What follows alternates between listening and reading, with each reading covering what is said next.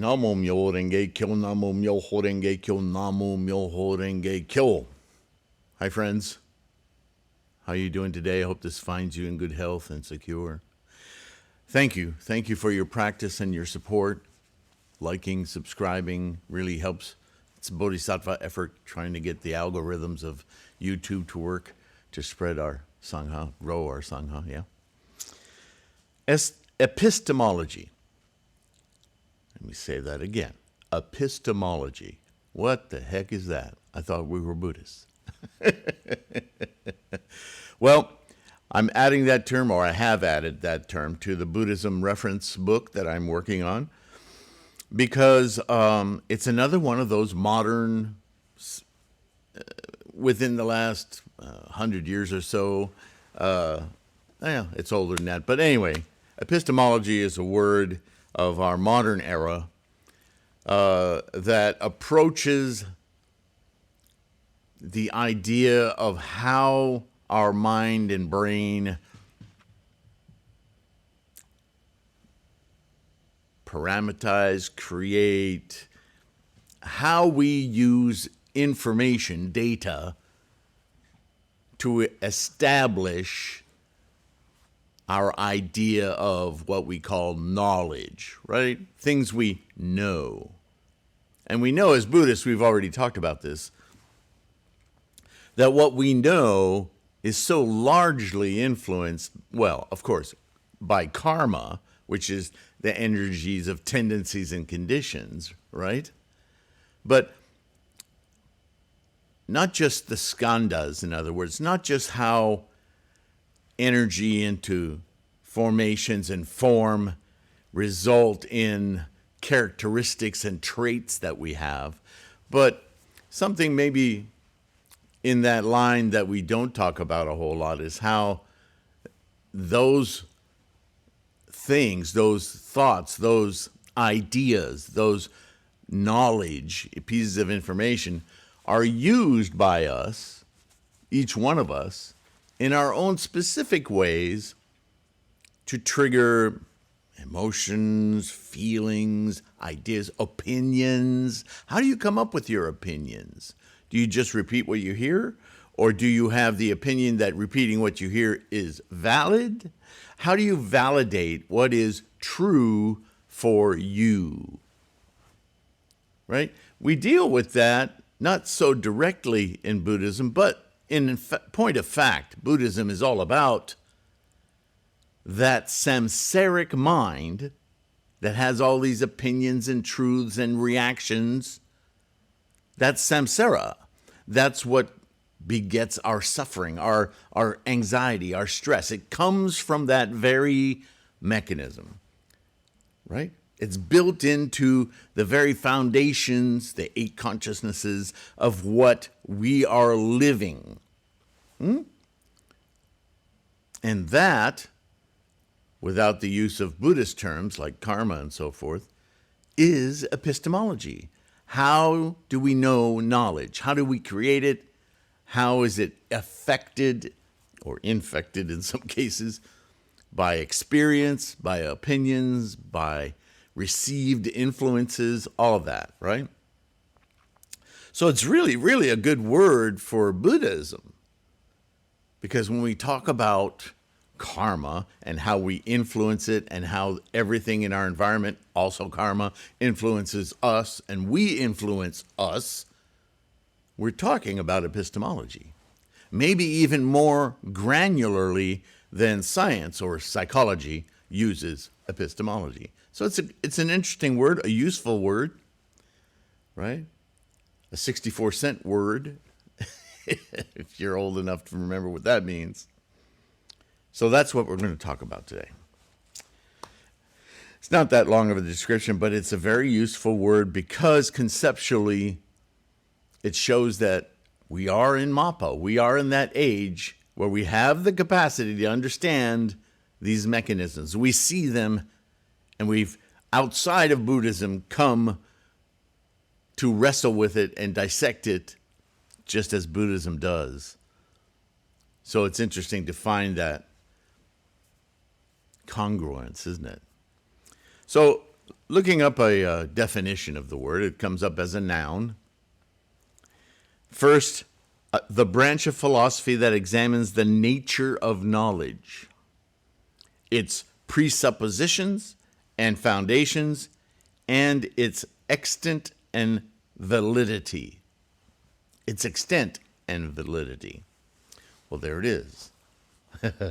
Second meaning, the theory of cognition, that branch of logic which undertakes to explain how knowledge is possible. Isn't that the skandhas? Probably first used by Ferrier, identifying a father of this area of investigation. And the third meaning, the theory or science of the method or grounds of knowledge. Really saying the same thing with other words, right? So isn't that fascinating? Isn't that science, if you agree that philosophy is a branch of science, science being a rigorous investigation method, right? Isn't that very similar to Vasubandhu talking about skandhas? How does the brain do this? Where does the brain exist and where does the mind emerge? Where is it? What's going on? So, my entry here in the book is, for our Buddhist purposes, epistemology is a modern study of the mental processes that build our personal experience of the world. How we could, wouldn't that be the 10 worlds? Or the 3,000 realms in a single thought moment? Woo! Yeah, from 10 to 3,000 in a moment. That's a big leap, but same thing, right? Are you looking through glasses or a microscope? How we construct our opinions, fears, truths, preferences, prejudices. It can be fascinating investigation into the way we form knowledge, quote unquote, and the sometimes very surprising differences of each of our path to what may sound, quote unquote, like the same idea, only to find that the way we get to those ideas vary in profound ways. Right? That's one of the fallacies or trouble with language and words.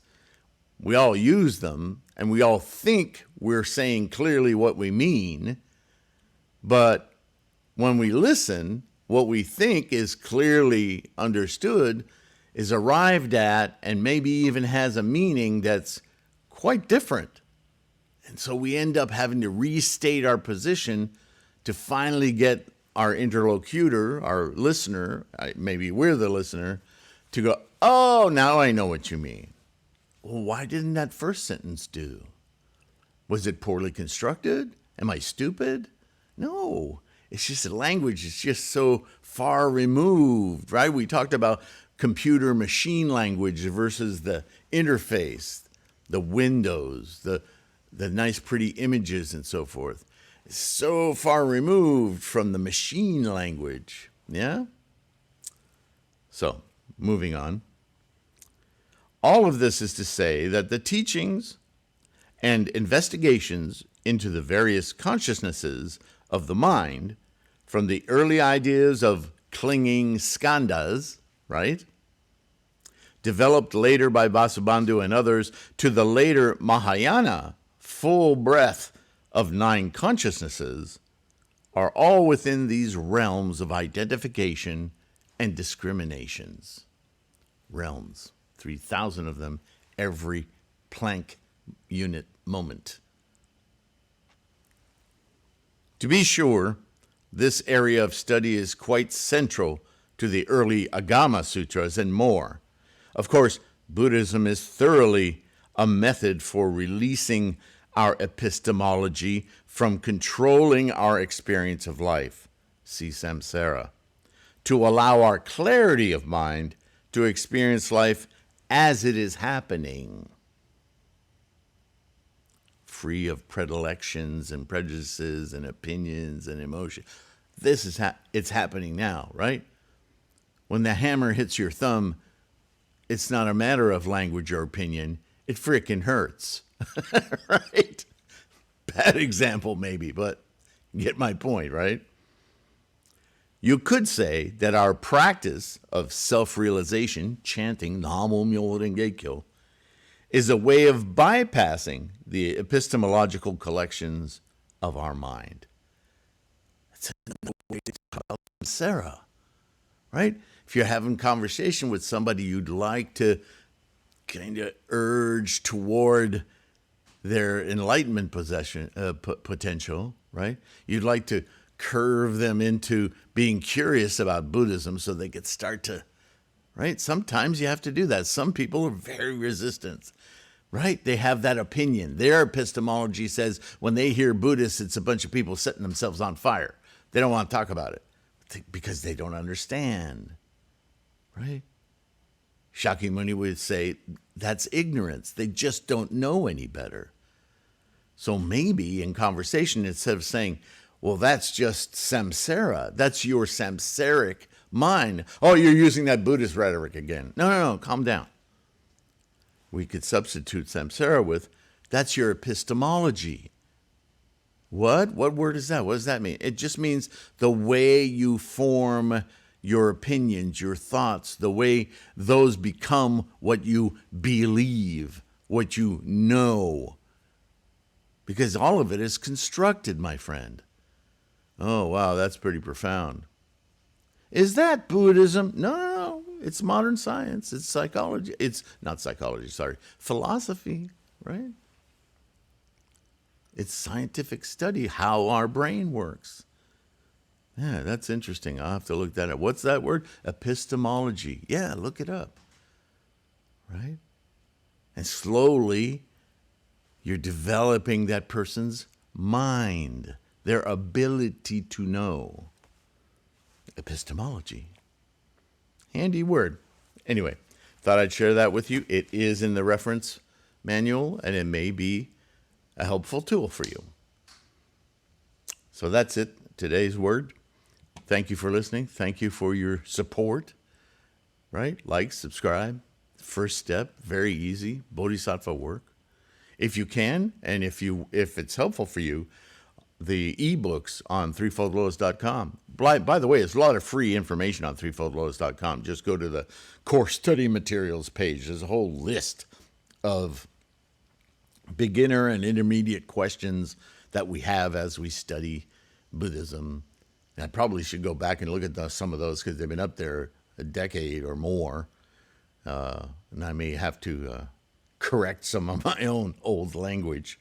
But anyway, it's a good reference. It's free, as well as the ebooks, which are much easier to get, much cheaper to get. Today, print materials are so expensive, and shipping, right? That's gotten out of hand. But, I mean, if you're like me, I like my print books, so you can go to lulu.com/spotlight /Kwoon, right? That's our bookstore. And you can buy a print version. Yeah, there's ebooks on there too. And that's where you'll end up going from threefoldlotus.com. But it's a very specific link, so you'll know exactly where you're going. Some people get confused. They go on Lulu and they see the same book for two different prices. If you look a little longer, you'll see one's an ebook and one's a print book. But at any rate, thank you. Thank you for your practice. Take care of your health. Stay strong. Patrons, you guys are awesome. I'll see you in the next one, all right? Bye for now.